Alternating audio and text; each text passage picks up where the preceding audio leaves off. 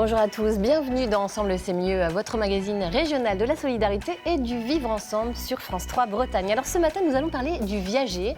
Ce type de vente immobilière est finalement assez méconnu, mais face à une espérance de vie qui augmente et à des retraites en berne, le marché se développe. Quels sont les avantages pour le vendeur et pour l'acheteur? Eh bien, restez avec nous pour le savoir. Nous vous présenterons aussi la belle initiative d'une infirmière du CHU de Rennes. Elle a créé un site internet qui traduit en 190 langues les phrases essentielles utilisées à l'hôpital. Et puis vous retrouverez, comme chaque semaine, notre coup de pouce à un projet en recherche de financement participatif sur la plateforme Kengo. Ce matin, nous recevrons 2 jeunes verriers qui veulent équiper leur atelier finistérien pour proposer du verre 100% breton. Nous parlerons également des zones de gratuité, épicerie solidaire, ressourcerie. De plus en plus d'espaces de ce type naissent en Bretagne. Comment ça fonctionne concrètement? Nous vous dirons tout dans un instant. Enfin, nous nous intéresserons de plus près à l'ADI qui accompagne les créateurs d'entreprises depuis 30 ans. Lorsque ceux-ci se voient refuser l'accès au système bancaire classique, par exemple, l'association organise une semaine contre le gâchis des talents. Voilà pour le menu du jour. Des talents, il y en a beaucoup sur ce plateau ce matin. Au premier rang desquels Catherine, qui nous accompagne chaque jour. Catherine, bonjour. Bonjour. Vous êtes comédienne en théâtre d'improvisation et vous êtes amenée à nous apporter votre petit grain de sel tout au long de ces 52 minutes, comme toujours. Oui, et surtout quand on a des thématiques comme ça, je ne sais pas si c'est pareil chez vous, mais le viager, bon, on a peut-être vu le film, vous parliez du film, oui. En effet, Laurence. Grand Michel Serrault.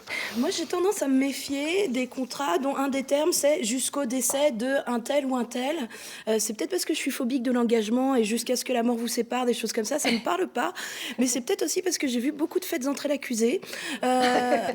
Peut-être parce que du coup, faut arrêter de regarder Fêtes entrées l'accusé. c'est le même groupe, hein, on peut le dire. Oui. De toute façon, c'est trop tard, je l'ai dit. Et voilà. Donc peut-être, je pense que si je mettais ma maison au viager, j'aurais tendance à vérifier la solidité des rampes, à faire goûter ma soupe, des choses comme ça. Donc on va voir, à vous de nous dire si c'est quelque chose de potentiellement dangereux ou si ça peut intéresser les deux parties. Merci. De rien. C'est beaucoup de questions. Je suis peut-être pessimiste, mais bon. Allez, on va se tourner vers l'optimisme maintenant. Vous restez avec nous. Marion, c'est l'optimisme incarné. Elle est infirmière au CHU de Rennes. Marion Verdaguet, bonjour. Bonjour. Vous avez conçu un site internet pour briser la barrière de la langue avec les patients. Alors, expliquez-nous un petit peu comment est venue l'idée du site Tralelo. Alors, Tralelo, c'est un site de traduction pour les étrangers à l'hôpital. Donc, ça m'est venu, moi je suis infirmière, je travaille aux urgences de l'hôpital de Rennes. Et on avait des soucis, on n'avait pas d'outils adaptés pour prendre en charge, accueillir ces patients et comprendre très rapidement pourquoi ils venaient et trier du coup les patients qu'on devait voir très rapidement parce qu'ils étaient graves, des patients qui pouvaient attendre un petit peu. Donc, il a fallu créer l'outil de A à Z. Il y a eu un déclic, une histoire particulière, un jour où vous vous êtes dit, mon Dieu, on n'a rien pour traduire ce que cette personne veut nous dire. Il y a eu plusieurs soirs, moi je travaille de nuit, il y a eu plusieurs soirs où effectivement on a passé de longues minutes avec les traducteurs en ligne pour comprendre ce qui se passait et on perdait du coup énormément de temps avec ces patients. Parce que ces traducteurs en ligne étaient limités à 12 à 15 langues peut-être souvent. Parce qu'ils sont limités, parce qu'il faut taper la phrase et puis une par une, la faire lire, avoir la réponse, taper notre seconde phrase, la faire lire. Et du coup, on perdait du temps dans la prise en charge de ces gens-là. Alors vous avez créé un site qui traduit en 190 langues. Alors, vous êtes appuyé sur quoi? J'ai pas voulu m'arrêter aux langues européennes ou aux langues les plus parlées. Je me suis dit, quitte à travailler, autant travailler avec toutes les langues, parce qu'on ne choisit pas les personnes qui vont venir nous voir la nuit où on travaille ou le jour où on travaille. Donc j'ai pris la liste de toutes les langues parlées, les langues officielles des pays. Et puis, par l'OMS, hein, par l'OMS. Par l'OMS. Et puis j'ai commencé à chercher des traducteurs. C'est un travail phénoménal. C'est un gros travail, mais le travail il a été divisé en autant de traducteurs. C'est-à-dire qu'il y a 150 personnes qui m'ont aidé à traduire, c'est eux qui ont fait le travail. Moi, j'ai juste mis en forme après tout ça. Alors, juste mis en forme, c'est quand même du boulot. Vous avez codé vous-même le site. Alors, vous êtes infirmière à la base. Voilà, c'est pas mon travail, c'est pas ma formation du tout, mais je voulais maîtriser l'outil de A à Z, et donc il a fallu que je le code. Alors, c'est probablement très mal codé, mais ça fonctionne. C'est ce qui compte. Comment ça fonctionne, justement, très concrètement, ce Alors, site très concrètement, c'est un site Internet, donc il est disponible pas seulement à Rennes, il est disponible dans tout le monde. Dès qu'on a une connexion Internet, on arrive sur une espèce de map monde. Il suffit de choisir la zone géographique d'où vient la personne. Et puis après, vous voyez, il y a tous les drapeaux nationaux. Donc la personne nous indique d'où elle vient, elle montre son drapeau. Et après, du coup, ça ouvre une page qui est toute traduite dans la langue de la personne, avec les principales questions que l'on doit poser au niveau des urgences. Par exemple Où est-ce que vous avez mal Pourquoi vous venez Montrez-moi où vous avez mal.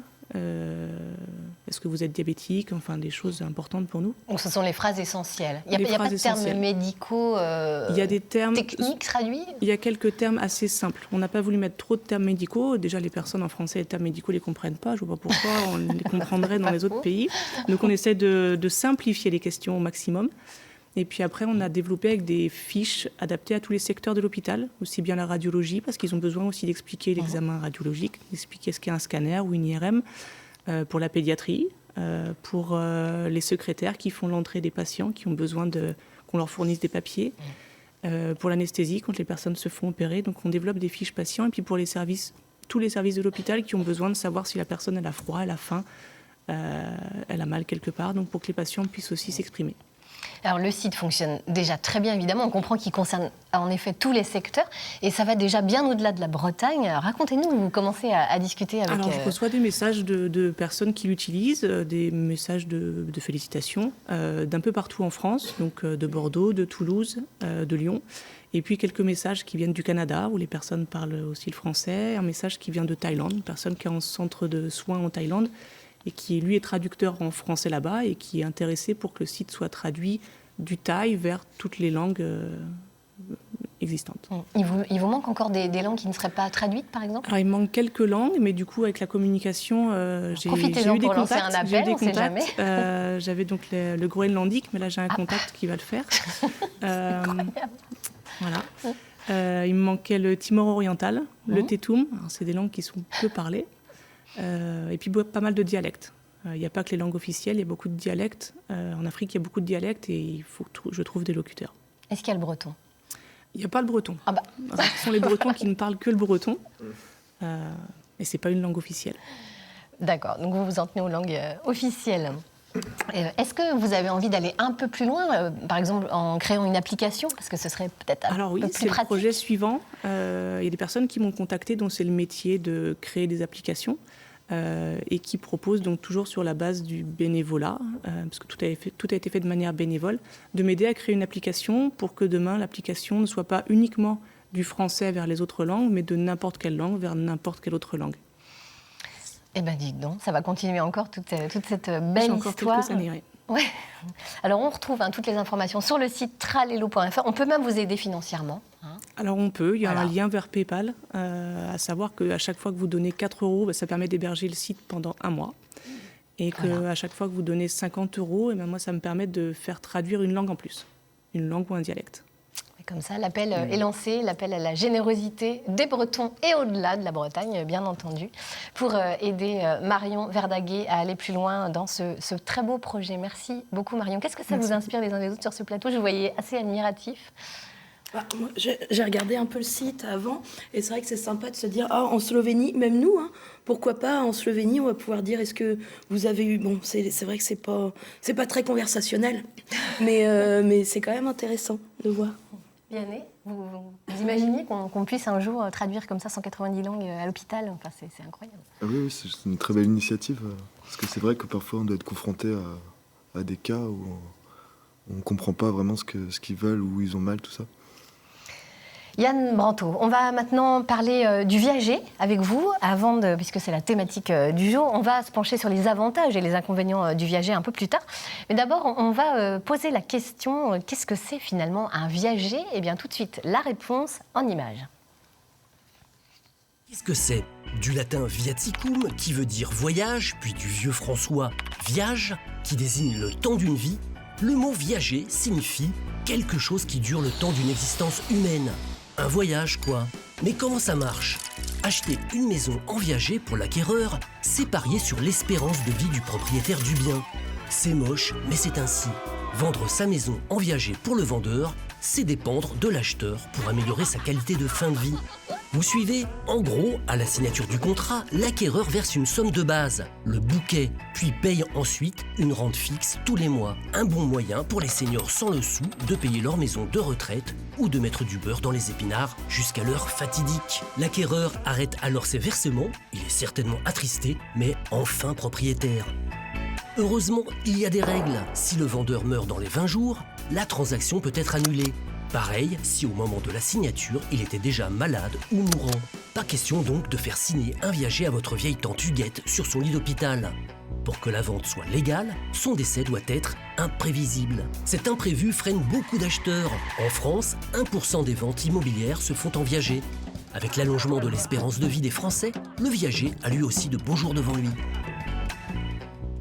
Nous allons aller plus loin sur le viager avec Yann Branteau. Vous êtes expert en viager pour la société René Coste Viager. On l'a compris, hein, le viager, c'est un pari, on va dire. C'est un pari, c'est un peu ça. On appelle l'acquéreur le débit rentier, c'est ça. Et l'acheteur, on l'appelle comment? Enfin, le vendeur, on l'appelle comment? Le vendeur, on l'appelle le crédit rentier. Le crédit rentier. Voilà, tout à fait. On parle toujours de... C'est une tête, deux têtes. Alors, une tête, c'est lorsqu'il n'y a qu'une seule personne qui est propriétaire du logement. Deux têtes, c'est lorsqu'il y a deux personnes, un couple, propriétaires de ce même logement. D'accord. Alors le viager, avant d'aller plus loin avec vous, c'est justement le type de vente qu'a choisi Odile. C'est une septuagénaire qui a rencontré pour nous Karl Borozek. Bonjour Odile. Bonjour. Il y a quelques mois, vous avez vendu votre appartement en viager. Qu'est-ce qui vous a poussé à faire ce choix du viager? Pour des raisons que je n'ai pas d'enfant, que je suis célibataire. Donc c'était pour subvenir à mes besoins, mais sans avoir des notes à payer dans les meubles, tout ça. Donc je voulais vivre d'une autre manière. Vous êtes dans une formule qui s'appelle viager occupé. Oui. Qu'est-ce que ça veut dire? Eh bien, je reste dans l'appartement, comme si j'étais encore propriétaire. Donc j'ai des acquéreurs qui, eux, ont fait ça en tant que placement. Cette acquisition s'est passée il y a quelques mois. Oui. Vous avez eu beaucoup de visites avant. Comment ça s'est passé, les gens, pour franchir le pas, pour se décider? Est-ce qu'ils ont beaucoup discuté avec vous? Non, pas beaucoup. Très peu. D'ailleurs, mes acquéreurs, je les ai vus juste une fois avant le compromis chez le notaire. C'est mon conseiller qui a tout fait, en fait, qui est venu me voir plusieurs fois. Et puis, après, il m'a fait rencontrer ce couple-là. Pendant ce temps-là, ils achètent cette maison. Ils ne l'auront pas tout de suite, le plus tard possible, évidemment. Enfin, pour eux, non. Ils préféraient pour eux que je meure avant, parce que comme ça, ils auraient l'appartement à un bon prix. Mais ce n'est pas leur but, c'est un placement pour eux, c'est uniquement ça. Donc, voilà. Là, on vient d'évoquer quand même un grand tabou, celui du décès. Est-ce que c'est quelque chose à quoi vous pensez souvent quand vous pensez viager? Est-ce que vous vous sentez un peu sur cette épée de Damoclès? Non, vous êtes à l'aise avec ça. Au contraire, je trouve que j'ai envie de vivre pleinement. Parce que je vivais moins bien depuis quelques années. Il fallait faire attention au niveau budget. Et maintenant, je m'envole. C'est le moment de le dire. C'est-à-dire, je m'envole au niveau magasin, au niveau plaisir. Voilà. Oui. Des plaisirs que vous ne pouviez peut-être pas forcément vous offrir avant, même quand vous travailliez, et puis tout d'un coup, c'est un second souffle pour vous? Oui, c'est un second souffle, exactement. Ouais. Tout à fait. Oui, c'est impressionnant. Donc en fait, il n'y a que du positif pour vous dans cette formule. Il n'y a que du positif puisque je ne paye plus rien, ni travaux de l'immeuble, ni taxes foncières, par exemple. Donc la taxe foncière, ce sont les nouveaux propriétaires, entre guillemets, qui s'occupent de ça, qui s'occupent des travaux dans l'immeuble. Ils payent tout. Oui, moi, je n'ai que mon bouquet et la rente. Qu'est-ce que c'est qu'un bouquet? C'est une forme de capital. D'accord, qui est versé au moment où les gens se portent acquéreurs. Voilà, exactement. Au moment de la signature, j'ai un bouquet. Pourquoi, en particulier, avoir choisi cette vente en viager plutôt qu'une vente classique, finalement? Parce que ça faisait se déplacer, quitter un endroit, un quartier que je suis depuis 89. C'est un quartier très agréable. Je voyais aucun intérêt de déménager. J'aurais pas racheté, donc j'aurais loué. Je me serais retrouvée désorientée. Alors le viager, aujourd'hui, si c'était à refaire, vous referiez pareil? Certainement, oui. C'est trop bien, c'est formidable, c'est merveilleux, c'est tout. Eh bien, dites donc, c'est plutôt un message optimiste en tout cas. Ah oui, tout à fait. Alors, je ne sais pas si vous êtes au courant, mais le marché du viager dans l'immobilier en France en 2018, ça représentait 0,5% du marché immobilier total, c'est-à-dire seulement 5000 ventes en France, un chiffre qui est probablement amené à augmenter dans les années qui viennent. Merci Odile. Merci à vous. Merci à tous les deux. Alors, je rappelle, Yann Branto, que vous êtes expert en viager. C'est vous qui avez accompagné Odile pour sa vente. Est-ce qu'elle est représentative des vendeurs que vous suivez? Oui, elle est très représentative des vendeurs que nous suivons en général. Aussi bien au niveau de son âge. La moyenne d'âge, c'est quoi? Globalement, 74 ans. 74 ans, Ouais. d'accord. Et représentative pourquoi également? Parce qu'elle avait des besoins bien spécifiques. Et le fait de vendre son appartement en viager lui a permis très exactement de répondre à ces demandes bien spécifiques. En l'occurrence, en ce qui concerne Odile, c'était surtout des charges de copropriété qui étaient un petit peu élevées. S'il y avait eu d'autres travaux à venir dans les années à venir, ça aurait été un petit peu compliqué. Et comme vous l'avez compris, une amélioration de son niveau de vie au quotidien. Voilà, et puis le fait de ne pas déménager, ça c'est important. Absolument. Aussi, elle l'explique très bien. C'est capital, mais ça c'est capital pour l'ensemble de nos vendeurs. C'est un élément qui est très important. Le gros avantage, c'est que les gens restent, dans la majeure partie des cas, à leur domicile. Donc ils gardent les mêmes commerçants, ils gardent les mêmes voisins, ils gardent leurs repères. C'est essentiel. Alors là, on parle de la vendeuse, parlons des acheteurs également. Est-ce qu'il y a un profil type des acheteurs? Ils ont quel âge à peu près? Là, vous parliez pour les vendeurs, 74 ans. C'est très variable au niveau des acheteurs. Globalement, on a en général des couples âgés de 40 à 50 ans, mais on a un panel d'acheteurs. On a des gens qui investissent très tôt, qui veulent se constituer un patrimoine sur le long terme. On a des gens qui envisagent d'investir dans du viager pour une future résidence secondaire, le cas échéant. On a des expatriés. On a des Parisiens ou des gens qui sont dans d'autres régions qui envisagent effectivement de revenir dans notre région bretonne. Voilà, c'est très variable, très très variable.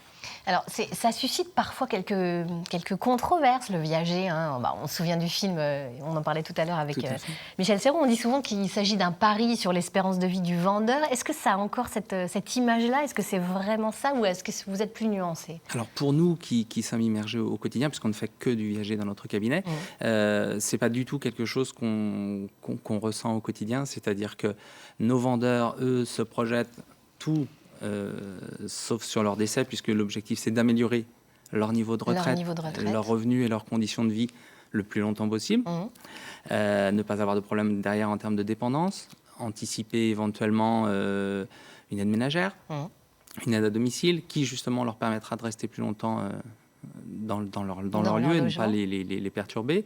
On a également des grosses incertitudes concernant les retraites. Donc, globalement, on considère que la rente viagère, le viager se décompose en un bouquet qui est payé au comptant et une rente viagère à vie. La rente viagère leur permet d'avoir un complément de retraite bien utile par les temps qui courent et compte tenu des incertitudes notamment qu'on a sur les retraites, les pensions de retraite. Et puis du prix des maisons de retraite, de l'ordre de 2 500 à 3 000 euros par mois, ce qui est quand même un budget c'est énorme. Donc on part du besoin de notre vendeur et ensuite on essaie de moduler en fonction du bouquet et de la rente pour justement, si c'est sa problématique ou sa future problématique, sa préoccupation, eh bien on met un montant de rente qui lui permettra de, le cas échéant, aller en maison de retraite. Quand le vendeur a des enfants, oui. Ça se passe comment? Est-ce que ça a un impact par rapport au viager? Alors, ça a un impact puisque la transaction se fait le jour de la signature de l'acte authentique chez le notaire, donc le bien est vendu. Le crédit rentier, donc le vendeur n'est plus propriétaire de son bien, mais il bénéficie de son droit d'usager d'habitation. Donc, de fait, très souvent, lorsqu'il récupère son bouquet, ça lui permet de donner directement de son vivant à ses enfants. D'accord. C'est assez court. Et ça permet aussi que les enfants n'aient pas, dans un délai beaucoup plus long, à moyen ou long terme, les frais, entre guillemets, de dépendance future des parents. Et pour les droits de succession, ça se passe comment? La succession, elle est réglée de fait, le jour de la signature de la vente. D'accord. Tout à fait. Alors, le marché du viager aujourd'hui, ce sont 5000 transactions par an, c'est ce que disait Karl également. Est-ce qu'il a de l'avenir, selon vous, ce marché, avec l'espérance de vie qui augmente, justement? Ça va progresser? Avec l'espérance de vie qui augmente, avec, encore une fois, les niveaux de retraite actuels qu'on a et toutes les incertitudes que l'on a sur les années, les décennies à venir, oui, effectivement, le marché progresse de 5% par an, à peu près. 5% par an. Ça représente combien de ventes en Bretagne? Combien de transactions par an? En Bretagne, on a entre 150 et 200 transactions annuelles. avec un rythme équivalent en termes de croissance à l'ensemble de la France, donc 5% par an. De croissance, Oui, tout à fait. Alors, comme toutes les ventes de biens immobiliers, la vente en viager exige l'intervention d'un notaire, j'imagine. En quoi un expert comme vous, justement, peut accompagner le vendeur ou l'acheteur ? Alors, côté vendeur, il y a 2 aspects. Il y a déjà le savoir-être, c'est-à-dire que vendre son bien en viager, c'est assez impactant. On l'a vu tout à l'heure pour Odile, mais c'est valable pour tous nos vendeurs. Qui le vit très bien. Hein. Odile, elle a l'air très heureuse. Une fois que la transaction est faite, c'est un énorme soulagement, effectivement. Donc, on a tout cet accompagnement amont qui demande du temps, et on a également tout l'accompagnement juridique et technique qui demande une formation continue, qui nous permet effectivement d'avoir des dossiers qui se basent très très bien. Et une fois que le dossier technique est constitué par nous et par notre service juridique, puisqu'on a un service juridique intégré, ensuite effectivement la promesse de vente et la réitération de l'acte authentique se font en collaboration avec le notaire du vendeur. Forcément. Tout à fait. Tout à fait. Écoutez, vous restez avec nous, Yann. On reparlera un peu plus tard du viager dans cette émission avec une question de téléspectateur qui vous est directement adressée. Vous verrez ça. Catherine, petite réaction. Pardon pour les acquéreurs, hein, mais j'aurais pas acheté l'appartement d'Odile. Répète le feu. En plus, là, avec le bouquet et la rente qui vient, c'est de quoi s'offrir une deuxième jeunesse. Alors oui, je sais pas si c'est un bon choix, mais par contre, je me disais, avec l'application de Marion, on peut, si on a affaire à des propriétaires, par exemple, qui viennent du monde entier, leur demander, par exemple, s'ils ont des antécédents cardiaques dans la famille, avant de signer le contrat. Oui, on pourra faire un partenariat, éventuellement, c'est intéressant. Mais en tout cas, oui, sympa. On va maintenant donner un coup de pouce à un projet en recherche de financement participatif sur la plateforme Kengo. Vous le savez, comme chaque semaine. Alors Ève, le faucheur, nous a rejoint, et Vianney Jolivet, qui était déjà là. Vous êtes finistériens tous les deux. Comment en êtes-vous venus à vous passionner pour le verre à ce point ? Parce que là, on peut vraiment parler d'une passion. C'était pas forcément une évidence en Bretagne. On n'est pas forcément une terre où on travaille le verre plus particulièrement. Dites-nous, racontez-nous, Ève. Le verre, il est venu... il n'y a pas si longtemps, en fait, il y a 3-4 ans. Je travaillais les métaux à la base, je suis monteur en bronze. J'étais formée à l'école Boulle et j'ai eu la chance de partir en Erasmus à Venise, à Murano. J'ai intégré un atelier de soufflage et là, c'était le flash, quoi. La révélation. Coup de foudre, un amour pas possible. Parce que c'est une matière hypnotisante, c'est spectaculaire, c'est chaud, c'est vraiment complexe techniquement. Enfin bref, c'est un vrai défi. Et du coup, j'ai voulu poursuivre, sachant qu'en plus, il n'y a pas beaucoup de femmes. Donc c'était aussi un défi pour ça. Donc voilà, j'ai poursuivi en Lorraine et j'ai rencontré Vianney là-bas. Voilà. Vianney, aussi passionné que vous. Qu'est-ce qui vous plaît, vous, dans le travail du verre ? Alors le travail de verre, c'est vraiment un travail... c'est un défi, comme disait Ève, justement. Donc c'est vraiment une matière qui est hypnotisante. C'est une matière qui nous habite vraiment. Ah ouais, vous dites vraiment les mêmes mots.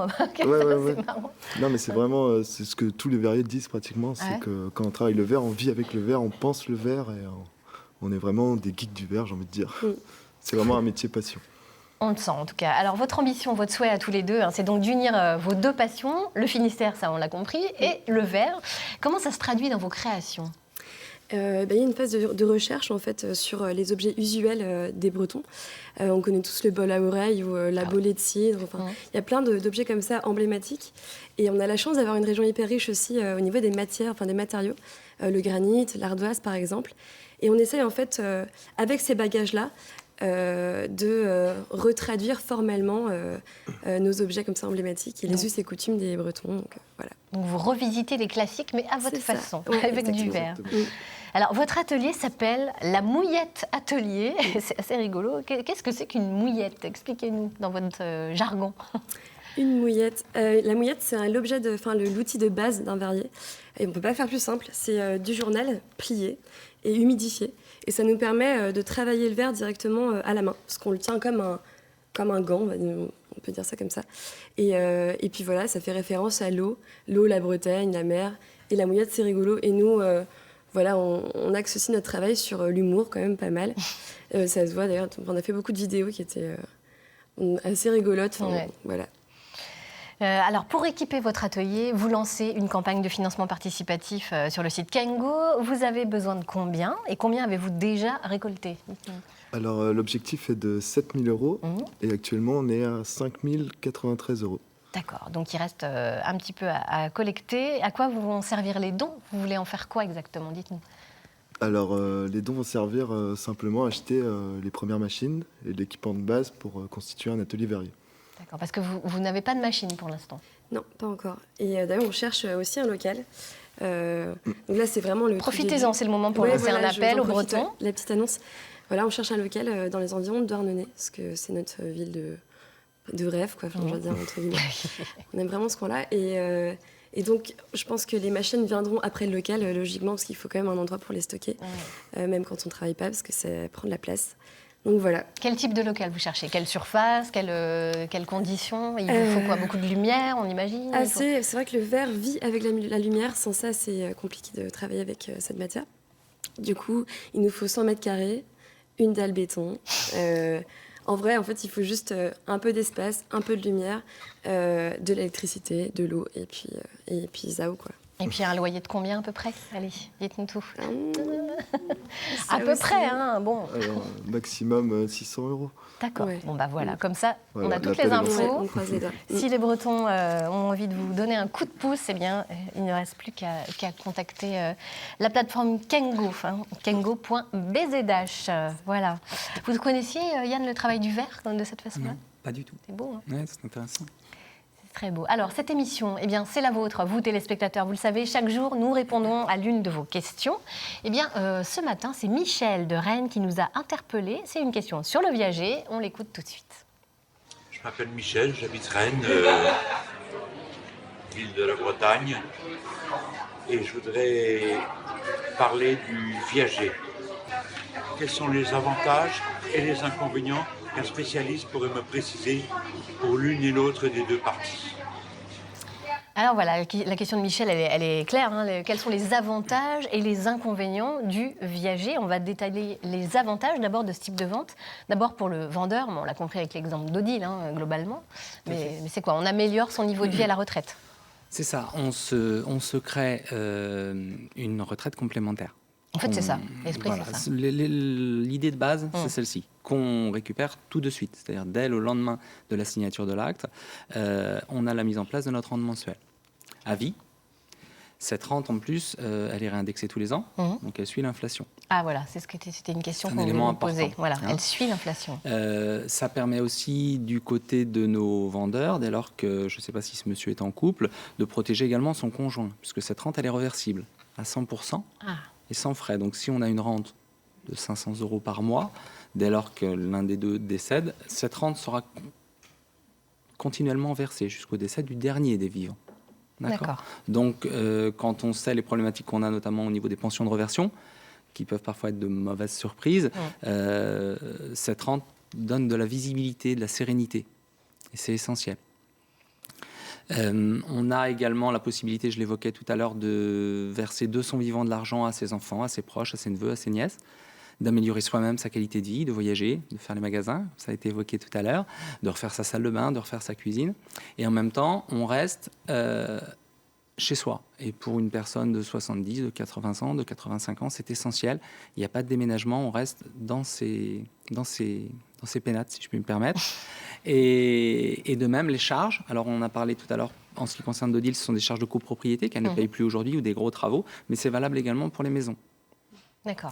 Donc s'il y a des gros travaux sur la maison, c'est l'acheteur, donc le débit rentier, qui sera en charge de payer les réparations. Donc ça donne beaucoup de la visibilité, sérénité, globalement, pour notre vendeur. Sérénité. On avait envie de vous demander également comment se répartit le prix du bouquet et de la rente. Comment ça se calcule, tout ça? Alors, comment ça se calcule? On utilise un barème très précis, c'est-à-dire on fait une expertise immobilière du bien, initialement, et ensuite on applique un barème très précis qui récapitule des années et des années de transactions viagères pour la répartition de la vente viagère. Et à l'intérieur de cette vente viagère, on détermine, et là c'est en fonction des besoins de notre vendeur, toujours, le montant du bouquet et le montant de la rente. Donc il n'y a pas de pourcentage préétabli pour le montant du bouquet? Pas spécifique, ça dépend de l'âge de la personne. Ah d'accord. Et à l'intérieur de notre assiette, on détermine en fonction des besoins, bouquet ou rente. Il y en a qui privilégient un bouquet important, d'autres une rente importante. Ça dépend, comme on l'évoquait tout à l'heure, des besoins à venir et de la projection à moyen ou long terme. Donc c'est vraiment du cas par cas. C'est du cas par cas. C'est beaucoup de temps en amont pour constituer, on va dire, un produit viager et mettre en face ultérieurement un investisseur. D'accord. Alors justement, l'investisseur, l'acheteur, quels avantages de son côté? Alors, pourquoi on aurait intérêt à investir dans un viager? Est-ce qu'il y a des freins d'abord? Parce que j'ai envie quand même de vous poser cette question-là. Est-ce qu'il y a des gens à qui vous proposez un achat en viager et qui vous disent non, moi jamais ça? Il y a vraiment des freins psychologiques? Quand les gens nous contactent, ils ont déjà mis ces freins-là de côté. Voilà, ils ont envie d'avancer. C'est des gens qui ont envie de se constituer un patrimoine. Voilà, comme un achat d'appartement très classique, on se constitue un patrimoine sur le moyen ou sur le long terme. Ce sont des gens qui aiment le risque? Peut-être pas plus. Du tout. Non. Encore une fois, il y a une imagerie au niveau du viager. Je peux l'entendre, évidemment, il n'y a pas de problème. Ces fantasmes qui vont avec. Absolument. Mais on n'a pas du tout ce type d'objection. Voilà. Non, c'est des gens, on investit dans un produit. Celui qui veut prendre un risque, on a toujours une part de risque en immobilier, j'ai envie de dire. On investit dans quelque chose de tangible. On part sur une valeur immobilière classique, une estimation, une expertise classique, et ensuite on investit dans une transaction hyper sécurisée, défiscalisée pour l'acheteur, et c'est également un placement qui est reconnu socialement responsable, puisque ça permet à des gens de rester chez eux, de rester dans de bonnes conditions. Tout le monde est conscient, même les acheteurs, du niveau de retraite et des incertitudes qu'ont les vendeurs. Donc, on a de belles histoires, très souvent de très belles histoires entre vendeurs et acquéreurs. C'est le cas d'Odile, mais c'est le cas de la quasi-totalité de nos vendeurs. Ça se passe vraiment bien. Il y a des liens qui se créent. Évidemment, des liens, forts. Des jolies choses, oui, on assiste à de jolies choses régulièrement. Donc on est très loin du film Le Viager. Ça fait partie de l'imagerie populaire, on va dire, effectivement. Est-ce qu'il y a des clauses jeunes calmants? Par exemple, après 60 ans de paiement de rente, on a le droit de dire pouce, ok, j'abandonne, gardez-le. Non. Un acte authentique de viager, on se projette effectivement sur les 10, 15, 20, 30 années à venir. C'est très précis, c'est très complet, parce qu'il faut qu'on prévoie. Quoi qu'il se passe dans les années à venir, il faut que ce soit prévu, mais on n'a pas de clause pouce. Pas de clause pouce, bon voilà, déçu. Merci beaucoup Yann de nous avoir éclairé sur le viager dans le détail. Merci infiniment. Merci Ève, merci Vianney d'avoir été à nos côtés. Je vous propose maintenant qu'on découvre une initiative solidaire, la création d'une épicerie gratuite à l'université Rennes 2. C'est un reportage de Thierry Breillet et Lionel Bonis. La foule des grands jours ou des grands soirs, dans ce hall de Rennes 2, l'épicerie gratuite vient d'ouvrir et c'est la ruée. Une aubaine pour ces étudiants pour qui, malgré les bourses, le soutien des parents ou les petits boulots, se nourrir convenablement peut s'avérer compliqué. Alors je viens ici parce que je cherche des aliments gratuits, parce que dans les supermarchés, les prix font que d'augmenter, on n'a pas forcément les moyens, puisqu'on ne peut pas travailler forcément à cause de nos études. C'est pas toujours facile de finir les fins de mois, des fois c'est bien d'avoir une petite aide, quoi. Donc j'ai vu sur Facebook qu'il y avait la possibilité d'avoir des aliments gratuits, donc je suis venu ici. Alors en partenariat avec des associations caritatives et des fournisseurs partenaires, des étudiants bien au fait des difficultés de leurs camarades ont lancé le projet de cette épicerie gratuite hors des circuits habituels de solidarité. On accueille pour l'instant l'ensemble des étudiants à l'université de Rennes 2 sans condition de ressources et sans pour l'instant justificatif de carte étudiante. Donc on espère justement avec cette ouverture un petit peu permettre à toutes les personnes qu'elles aient des besoins plus ou moins importants de venir sans être stigmatisées dans notre épicerie gratuite. Et éviter les effets de seuil. Parce que parfois on n'est presque pas assez pauvre pour bénéficier de services. Un projet accompagné aussi par la présidence de la fac, consciente des difficultés matérielles grandissantes des étudiants. Les conditions de vie étudiantes sont préoccupantes. Et pour vous donner un exemple, sur le campus de Villejean, on a 42% d'étudiants boursiers, dont une forte proportion sont à l'échelon des bourses les plus élevées. Et parmi ceux-ci, 24% déclarent ne pas manger à leur faim. Selon un récent rapport sur les étudiants à Rennes, leur précarité ne ferait que s'aggraver sur le plan alimentaire mais aussi sanitaire. 3 sur 10 disent avoir déjà renoncé à des soins médicaux.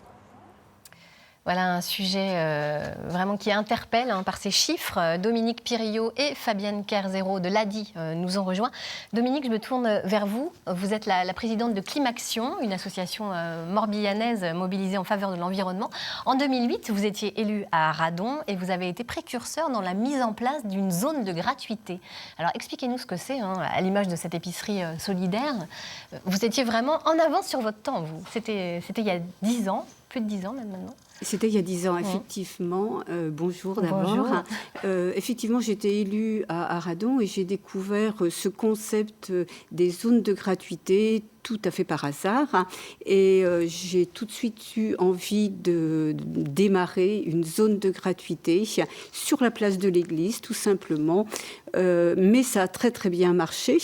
Et le principe, en fait, il est très simple. Chacun vient avec un objet dont il n'a plus l'utilisation et d'autres personnes viennent et récupèrent des objets dont eux ont besoin. Ça n'est pas un vide-grenier, ce n'est pas un marché, puisqu'il n'y a pas de... Il n'y a pas d'échange d'argent, en fait. Voilà, pas de finance. On ne parle pas d'argent, mais ce n'est pas un troc non plus, puisqu'une personne peut venir prendre un objet sans en déposer, d'autres viennent déposer, ne prennent pas ces objets.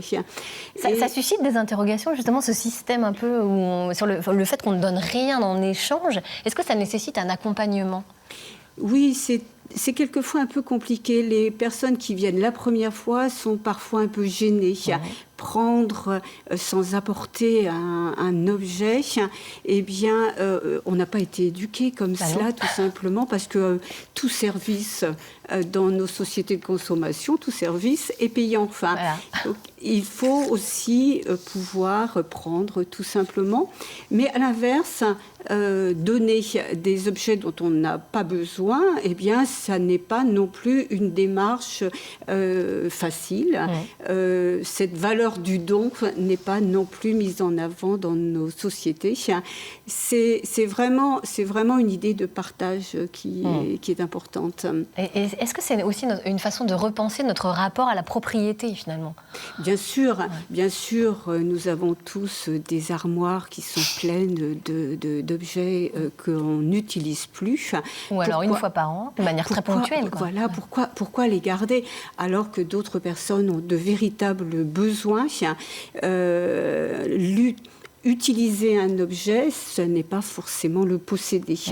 Et cette notion de solidarité, de partage qui est mise en avant, moi, me plaît beaucoup, surtout aujourd'hui où on a parfois des problèmes financiers. On vient de voir ces étudiants qui ont de véritables soucis et pouvoir partager, c'est une valeur très, très importante. Alors, on l'a vu, ces espaces de gratuité peuvent prendre de multiples formes. C'est des ressourceries, des gratuiteries, des gratiférias.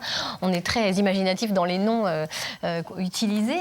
Et puis, ça peut également être des petits espaces sur des temps ponctuels, des festivals, des événements particuliers. Ça prend, en fait, il y a tout un tas de formes différentes. Oui, cette notion de solidarité, mais cette notion de responsabilité aussi face aux conséquences du changement climatique, puisque l'association dont je suis la présidente travaille sur le changement climatique. Et aujourd'hui, on ressent une responsabilité de beaucoup de personnes. Eh bien, tout ça, ça prend effectivement sous différentes formes, avec des acteurs qui sont extrêmement diversifiés, des associations, les Incroyables Comestibles dans ma région sont très actifs, mais aussi des groupes citoyens qui mettent en place de manière ponctuelle des zones de gratuité, mais aussi des zones de gratuité permanentes dans des locaux, dans des magasins comme BioGolf. Je ne vais pas faire de publicité, mais tout un tas de structures finalement. Et on avait envie de vous demander en quoi est-ce une démarche écologique ? Alors, évidemment, c'est une démarche très écologique. Ce que l'on ne jette pas, évidemment, permet de diminuer les déchets, permet de diminuer le gaspillage, mais même de manière globale, diminuer notre consommation, c'est diminuer la production. Et diminuer la production, eh bien, c'est diminuer peut-être nos émissions de gaz à effet de serre, diminuer notre exploitation des ressources naturelles, cette surexploitation dont on parle beaucoup aujourd'hui. Donc c'est vraiment une démarche écologique. Un cercle vertueux, du coup. Complètement. Les chiffres de l'ADEME sont assez clairs, vous allez nous les confirmer, mais le développement déploiement des zones de gratuité permettrait de réduire les déchets jusqu'à 13 kilos par an et par personne. Est-ce que c'est vrai ? Oui, j'ai retrouvé ce chiffre effectivement dans les documents de l'ADEME, donc je pense qu'il est tout à fait fiable. Et effectivement, c'est intéressant. Et quand on connaît le coût du transport des déchets, de l'enfouissement des déchets, eh bien, c'est une vraie démarche économique aussi, une véritable économie financière pour notre pays, tout simplement. Merci beaucoup, Dominique Piriou, d'être venu nous parler de ces belles initiatives des zones de gratuité. Nous allons partir maintenant vers peut-être la future Silicon Valley. La Bretagne, effectivement, est à la pointe sur certains domaines. On prend le chemin de cette Silicon Valley. C'est en tout cas ce qu'ont constaté Gilles Raoul et Thierry Bouilly à la Gacilly, en Ille-et-Vilaine. Un décor champêtre, un paysage de carte postale. Qui peut bien croire qu'ici, dans ce triangle entre la Gacilly, Malétroit et Guerre, au cœur du Morbihan, se niche une Silicon Valley. Si je vous dis Silicon Valley, ça vous parle ? C'est quoi ? Informatique, Californie, choses comme ça, Silicon Valley, là où on crée des startups et tout ça, ça vous parle un peu la Silicon Valley ? Non. En fait, ça me dit rien. Vous êtes sur une Silicon Valley bretonne. Ah oui ? D'accord. Ouais. C'est vrai, dans ce coin de Bretagne, on vient plus souvent pour les photos, sans savoir que derrière ce lion, exposé à la Gacilly, se cache un grenier numérique, en écho à Yves Rocher, qui a élaboré sa première pommade dans un grenier. Oui, très bien. Je suis rendu à 130 000 téléchargements depuis il y a 2 semaines maintenant, donc très content depuis le début. Le grenier accompagne des jeunes entreprises innovantes et numériques qui souhaitent se développer. Une quinzaine d'entrepreneurs sélectionnés sur dossier ont élu domicile, ici comme le Mulot, une plateforme de commande énergétique en ligne en pleine croissance. Le grenier, sorte d'incubateur qui aide à grandir. Je trouve qu'il y a une idée de protection qui est de dire que une innovation n'est pas forcément connue, partagée facilement tout de suite. Il faut laisser l'idée grandir, quelquefois se repositionner. Elle n'est pas tout à fait forcément au bon endroit. Et ça mérite un peu de temps, un peu de protection pour pouvoir grandir et pouvoir exister sur le marché un jour. Alors pour faire passer ces entreprises du start au up, les loyers sont gratuits, souvent pris en charge par les communautés de communes.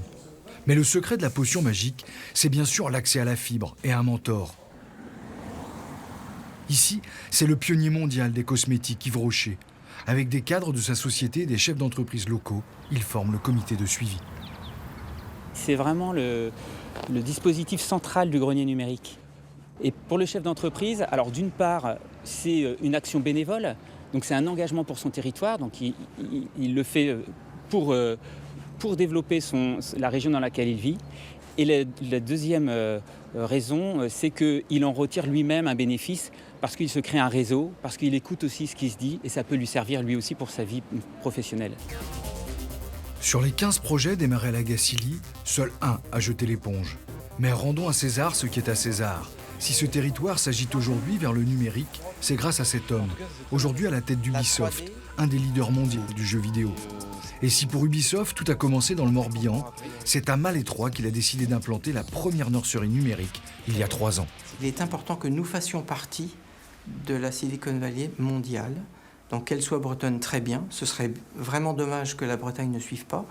Et très clairement, ce que nous voyons aujourd'hui, c'est que la Bretagne suit très très bien. La preuve par l'exemple. Bastien Marc vient de créer une start-up avec son frère. Il présente pour la première fois son projet au patron d'Ubisoft. Voilà, donc nous, ce qu'on fait, c'est qu'on transforme l'image de base 2D à laquelle on ajoute des informations de profondeur et de jaillissement pour produire de la 3D et des images. Là, ça tient du génie, puisqu'il s'agit d'une équipe de peu de développeurs.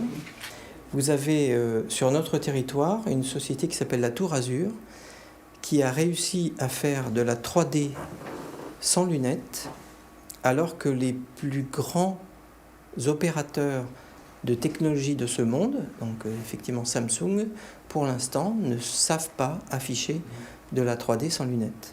Donc le talent vient de tous les territoires. C'est la preuve par l'exemple. C'est la preuve par l'exemple. L'incubateur, un mélange de compétences simples et efficaces. Mais la route est encore longue avant de pouvoir exploser, car il va falloir investir de nombreux domaines avant de se lancer. Les besoins sont nombreux, ils sont juridiques, ils sont sociaux, ils sont parfois juste de discuter, ils sont évidemment financiers, ils sont marketing, ils sont communication. Et sur tous ces sujets, les mentors essayent de dire, voilà, moi j'ai quelque chose à vous apporter, soit de mon expérience, soit de mon métier, et on essaye d'apporter cette expertise ensemble. Et si vous parlez du risque de piratage, comme par exemple pour cette entreprise qui développe la 3D, on peut avoir toujours peur de se faire doubler par des très grands groupes. Et on s'aperçoit globalement que plus l'organisation est petite, plus elle est agile et plus elle permet de garder une vitesse importante. Et dans la technologie, en fait, on peut essayer de se garantir avec des brevets, avec beaucoup de choses. Ce qui est très important, c'est de maintenir une bonne vitesse. si certaines de ces startups connaîtront une ascension fulgurante, la plupart deviendront des TPE ou des PME.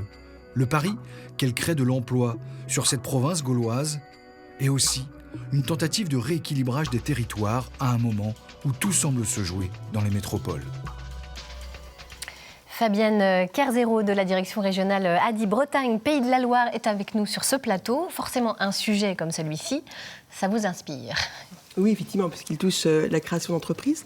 Peut-être deux choses d'inspiration, effectivement, d'une part de voir que partout en Bretagne, on peut créer, et que la création ne se résume pas à la métropole. Et ça, c'est enthousiasmant de voir que sur tous les territoires, même les territoires ruraux, eh bien, il y a des créations de talents.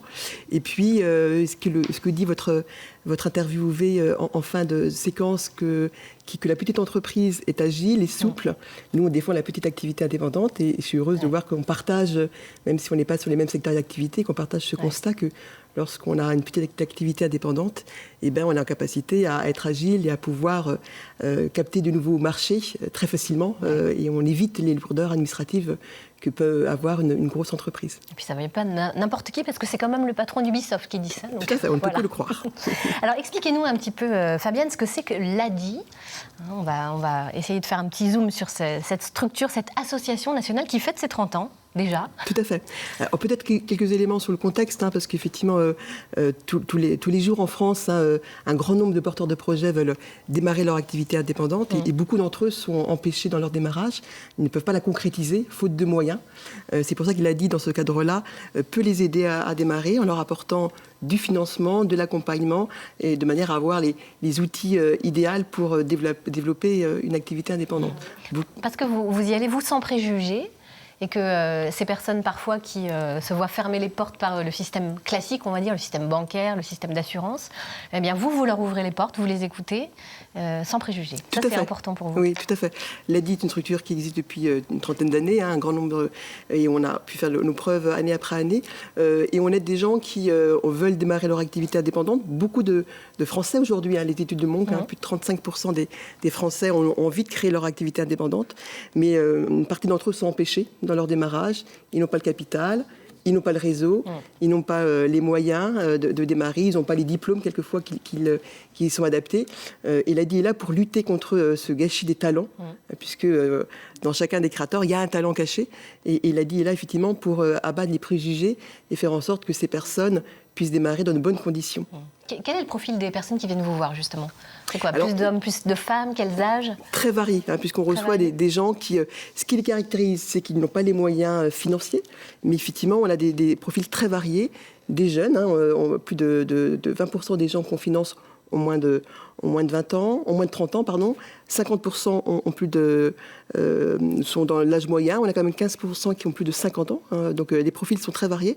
Les jeunes sont très nombreux. Je pense à un jeune qu'on vient d'aider, Patrick, qui vient de mettre en place son salon de barbier, qui n'avait pas du tout la connaissance de la création d'activité, puisqu'il venait de l'étranger, il ne connaissait pas les rouages de la mise en œuvre d'une activité indépendante en France.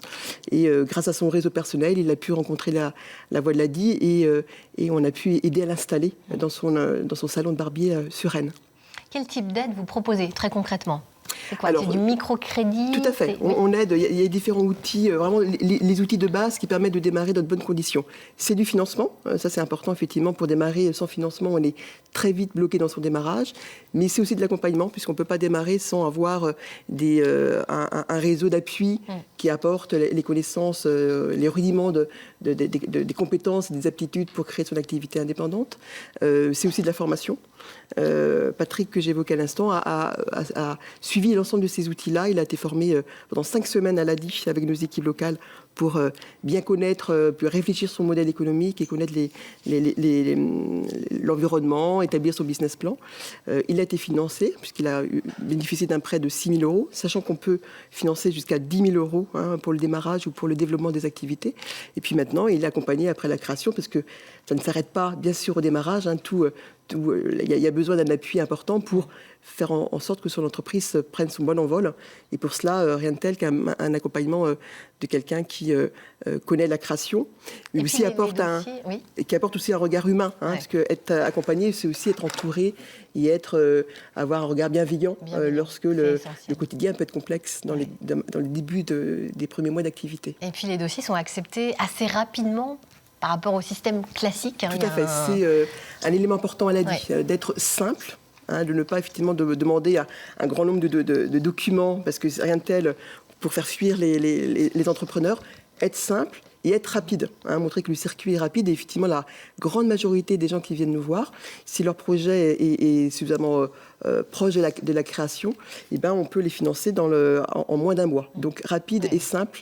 Et puis avoir vraiment une approche très humaine. Ce qui nous lie avec les créateurs, c'est l'envie de faire en sorte que les gens se développent leur activité, vivent de leur propre activité indépendante. Et on touche directement l'humain et on met de côté l'approche trop technique qui pourrait effectivement les faire fuir. Oui. Alors, vous organisez la semaine prochaine, du 28 janvier au 2 février, des rendez-vous toute la semaine pour les créateurs contre, justement, vous le disiez, le gâchis des talents, une semaine spéciale. Et vous retrouverez tout le programme sur adiconnect.fr. C'est bien ça? Tout à fait. Eh bien voilà. Eh bien écoutez, c'est déjà la fin de cette émission. En vue d'une prochaine, justement, d'un prochain magazine, on recherche des témoignages sur les ondes. Alors si vous y êtes très sensible, contactez-nous pour nous apporter vos témoignages, justement sur l'adresse qui s'affiche à l'instant sur votre écran, bretagne@ensemblemcmieux.fr. Et puis sinon la page Facebook Ensemble c'est mieux sur France 3. Et puis le numéro de téléphone. Voilà, ma chère Catherine, c'est déjà la fin. Un petit mot? Oui, y a des trésors dans nos greniers, a priori, qu'ils soient analogiques ou numériques, que ce soit des objets ou des talents. Donc voilà, pas de gâchis, comme vous le disiez. Ah non, pas de Je pense que nous, on va éviter les gâchis. Vianney, Ève, vous allez acheter un local en viager. Vous allez pouvoir collaborer pour installer les créateurs aussi de l'étranger. Donc ouais, c'est très, très bonnes ondes, d'ailleurs, ce matin encore. Voilà, très bonnes ondes, c'est un peu l'objet de cette émission. Justement, merci à tous de nous avoir suivis. On se retrouve demain, mercredi, autour du thème principal de la consommation électrique et des éventuelles économies d'énergie que nous pouvons faire. Il y aura plein d'astuces. Demain, il faudra nous regarder. On vous dira tout avec notre expert en plateau. Très belle journée sur France 3 Bretagne. Vous retrouvez tout de suite votre journal régional. Kenavo.